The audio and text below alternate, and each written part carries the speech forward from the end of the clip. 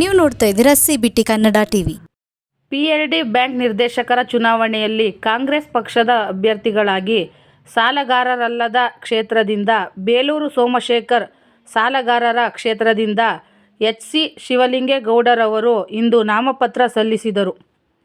ಈ ಸಂದರ್ಭದಲ್ಲಿ ಮಾತನಾಡಿದ ಬೇಲೂರು ಸೋಮಶೇಖರ್ ಅವರು, ಕಳೆದ 5 ವರ್ಷದ ಅವಧಿಯಲ್ಲಿ ಬ್ಯಾಂಕಿಗೆ ಸುಸಜ್ಜಿತವಾದ ಆಡಳಿತ ಭವನ ಮತ್ತು ಸಭಾಂಗಣ ಹಾಗೂ ಹಳೆ ಕಟ್ಟಡ ದುರಸ್ತಿ ಕಾಮಗಾರಿ ಸೇರಿದಂತೆ ಬ್ಯಾಂಕಿಗೆ 19 ಕೋಟಿ ವಸೂಲಾತಿಯಲ್ಲಿ ಸುಮಾರು 16 ಕೋಟಿ ವಸೂಲಿ ಮಾಡಿದ್ದೇವೆ.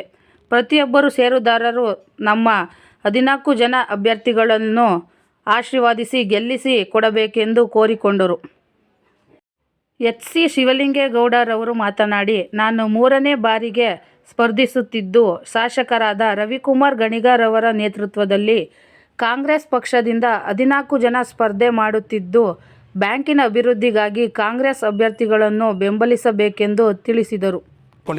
ಭಾಳಷ್ಟು ಚಾಚು ತಪ್ಪದೆ ಬೆಳಿಗ್ಗೆ ನಾವು ತಿಂಡಿ ತಿಂದಿದ್ವೋ ಊಟ ಮಾಡಿದ್ವೋ ಗೊತ್ತಿಲ್ಲ, ಆದರೆ ಬೆಳಿಗ್ಗೆಯಿಂದ ಸಂಜೆವರೆಗೂ ಇಲ್ಲಿ ಬ್ಯಾಂಕ್ನಲ್ಲಿ ಆಗುವವುಗಳಲ್ಲಿ ಭಾಗಿಯಾಗಿ ಬ್ಯಾಂಕಿನ ಅಭಿವೃದ್ಧಿಗೆ ಒಂದು ಮುನ್ನುಡಿಯನ್ನು ಬರೆದಿದ್ವಿ. ಈಗ ಮತ್ತೊಮ್ಮೆ ಸಾಲಗಾರರಲ್ಲದ ಕ್ಷೇತ್ರದಿಂದ ನಾನು ಸ್ಪರ್ಧೆ ಮಾಡ್ತಾ ಇದ್ದೇನೆ. ಸುಮಾರು 2,000 ಮತದಾರರಿದ್ದಾರೆ.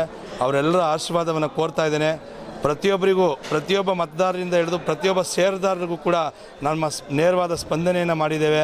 ಅವರಿಗೆ ಮತ್ತೊಮ್ಮೆ ಕೇಳ್ಕೊಳ್ತಾ ಇದ್ದೀವಿ, ನಮ್ಮ ತಂಡವನ್ನು ಮತ್ತೊಮ್ಮೆ ಗೆಲ್ಲಿಸ್ಬೇಕಂತೇಳಿ ಅವರಲ್ಲಿ ಪ್ರಾರ್ಥನೆ ಮಾಡ್ತೇವೆ. 14 ಕ್ಷೇತ್ರಗಳಿವೆ.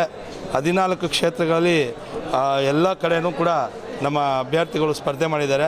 ಅವ್ರನ್ನ ಎಲ್ಲರೂ ಕೂಡ ಪ್ರೀತಿಯಿಂದ ಆಶೀರ್ವದಿಸಿ ಅವ್ರನ್ನ ಗೆಲ್ಲಿಸಿ ಅಭಿವೃದ್ಧಿಗೆ ಸಹಕರಿಸಬೇಕು ಅಂತ ಕೇಳ್ಕೊಳ್ತಾ ಇದ್ದೀನಿ.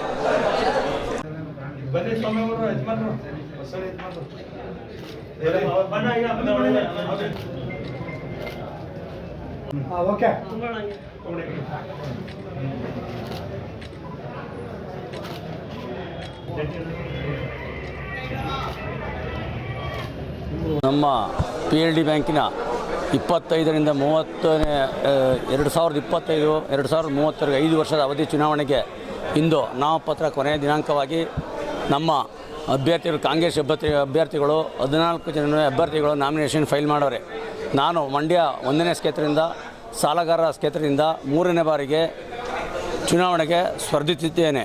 ಹಾಗೂ ಈ ಚುನಾವಣೆಯಲ್ಲಿ ನಮ್ಮ ಶಾಸಕರಾದ MLA ರವಿಕುಮಾರ್ ಅವರ ನೇತೃತ್ವದಲ್ಲಿ ಇಂದು ಚುನಾವಣೆಗೆ 14 ಜನ ನಾಮಿನೇಷನ್ ಫೈಲ್ ಮಾಡಿದ್ದೇವೆ.